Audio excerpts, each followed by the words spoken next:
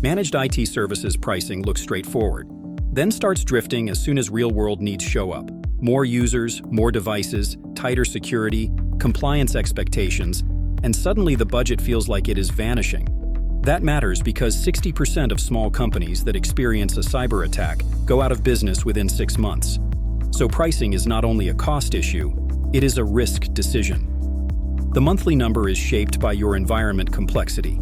How many people rely on your systems, and how much proactive work is required to keep everything stable. Randall Martinez, Vice President of Technical Services at IT Pros Management, says, "The right managed IT services pricing model should align with your growth objectives. Otherwise, you risk either overpaying or leaving critical gaps uncovered." A simple way to get clarity is to think beyond the fee and look at what you are already spending indirectly. Downtime, internal labor, emergency fixes, and the quiet drag of recurring issues. When you put those costs next to a proactive agreement, the value becomes easier to compare.